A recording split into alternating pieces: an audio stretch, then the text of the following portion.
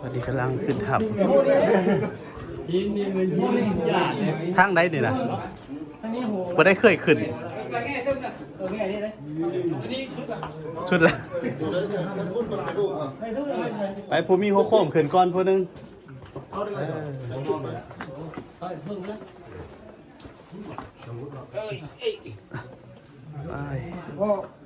ได้บอกคุณได้บอกเด็กเบิ้งเลยเนี่ยไปจูงเดียวไปนี่เลย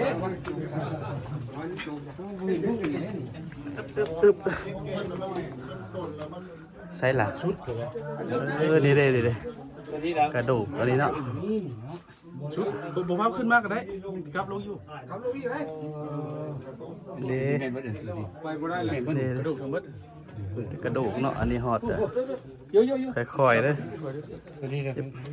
เข้าไปตายอยู่มีกระดูกอันนี้เป็นกระดูกคนตายอยู่ในถ้ำนี่ตัวนี้ครับแม่นี่ตัวนี้กันได้ตัวลุ่มเลยนี่เนี่ยเอาไปแล้วเยี่ยงไฟขึ้นจักหน่อยบ่เยี่ยงใส่มึงบ่เห็นเยี่ยงไฟใส่บ่เห็นเลยขึ้นไปกระดูกเนาะขึ้นไปเบิดตะวันยังแง่ใจดิฮะยังสักใจกันยังเป็นแง่เนาะแม่นหมดแล้วกูดิมันเปื่อยแล้ว58 ปีแล้วนะ55 ปีเลยแม่นแล้ว71แต่หันมานี่ทั้งรูปนี่ดิอันนี้ไม้ฮื้นเขาได้ถูกป่ะเป็นไม้เฮือนเนาะเขาเฮ็ดตีนอนแล้วมันจะตายแห้งแล้วเข้าจับบืนไปเนาะให้ได้ฉันเนาะสิเป็นนั่งอยู่นั่นนะเห็นนะมีคนตองที่ได้ใหญ่ไป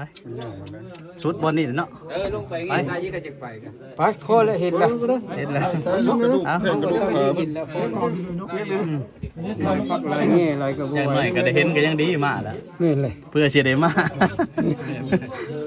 จับตรงนี้บ่ถึงทางจับเราเห็นรูปไปได้ยังไงลงมาน้ำหลังขึ้นมาลงนี่พอตั้งขึ้นมาเบิ่งมาเขาลีกว่าเพิ่นเลยไปจ่ายอยู่หั่นเลยจับเลยจับบ่ได้คนไทยกระดูกเนาะใหญ่เลยลีอยู่หั่นเด้อบ่ตามตายอยู่หั่นเด้อยันตายแห้ง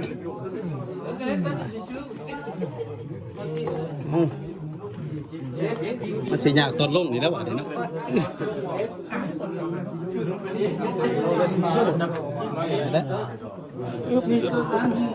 จับเปลือกนี่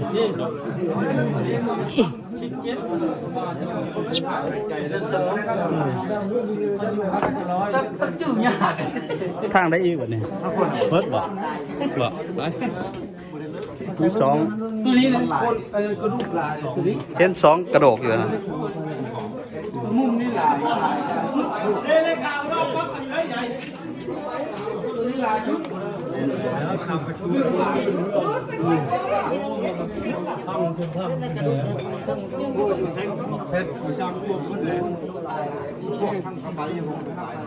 ไม่ออกกับชีป้าเบิ่งวะ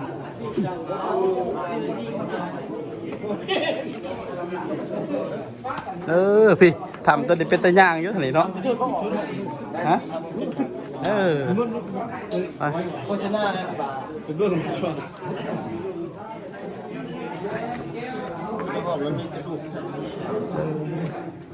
บ่ได้ถือไฟกองน้ำมาเอาไปโคมาดูใช่ไหมทางห้องก็ถ่ายบ่ได้น้องแฟนเข้าไปแล้วไปถ่าย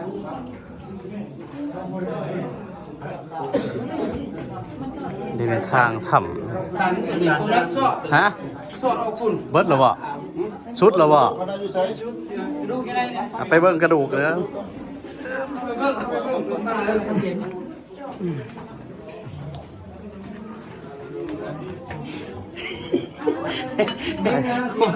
ผู้บ่ายเขาไปในรถไปจิน้ำหลังไม่ชุดแบบน้ำหลังอะไรชุดแล้วชุดไปเบิ่งนะถ้าเห็นแล้วถอยออกกูได้เห็นแล้วก็ออก เห็นบ่ ไปเห็นแล้วไปรวยเจ้า วันนี้มาเบิ่งเนาะกระดูก คงนี่แหละมันหนักแหง อยู่ใน มาโฮมอยู่นี่มาโฮมอยู่นี่เบิดคน เป็นถับใหญ่ ไป เนาะ ทางสุดเลยนะ นี่กระดูกหายแล้ว แม่นบ่ได้แม่นบ่ได้ตัวคนมาหลายมันจะเป็นยัง แต่ถับเนาะ ชุด น้อยกับมันใหญ่กับมี กระดูกมา ก็เพิ่นเข้ามาเปลี่ยนภัยอยู่ในเนาะ แต่กระดูกเพิ่นอ่ะ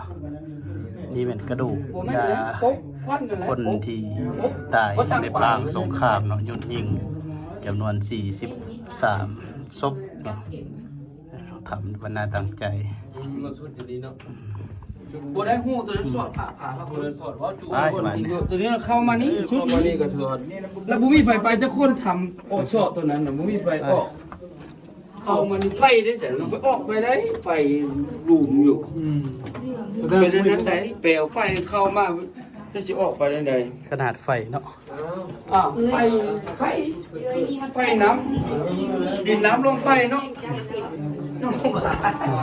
ดินน้ำลงไฟนะนักอะไรนะ สุดหรอบ่ถามนะเดี๋ยวมีเด็ก ยังนะ เด็กกว่านี้บ่ ไปทางนั้น บ่ ตัวนั้นสอดผักทำผักฝาเลย บ่ ทางนั้นไหน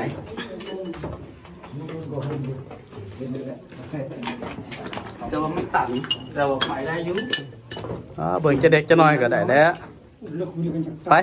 ปไม่ออกยัง ตันทางกูบายไม่ได้บอกเลยตันภาคไม่ได้นะเป็นเลขผมเป็นเลขเลขแต่ว่าให้ก้อยในเรื่องจานนะ เด็กกับแก่ว่ะ บอกไปได้เนาะช่วยไปมันแล้วแต่เปิดจิทานแล้วจ้ะ ไป ทานกูซื้อก็สีตะแม่นเมื่อไหร่ ไปลงบัดเนี่ย มันสอดไปในสอดผัก นี่คือทำเนาะทำบรรณาตั้งใจมาเบิ่งกระดูก แต่ว่ามันอันตื่นเนาะส่วนของกูเนี่ยมันมีผู้นำไปอะไรเขาไปตามเขาขึ้นแล้วไม่ได้ใช่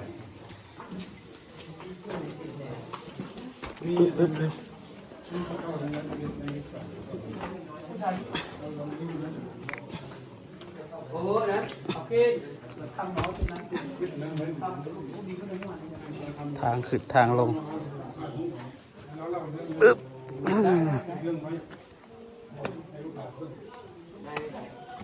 คิดวิดีโอเราต้องไปซื้อตรงวันที่เป็นปีเนี่ยเอาประวัติให้เราเอาโอเคเราหมูในการ เนาะนี่คือทำเนาะ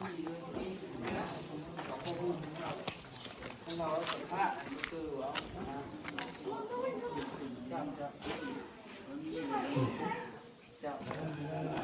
คือบรรดาถ้ำที่ว่าคนมาตายใส่ในป่าสงครามจำนวน43ศพเหลือแต่กระดูกเนาะ 43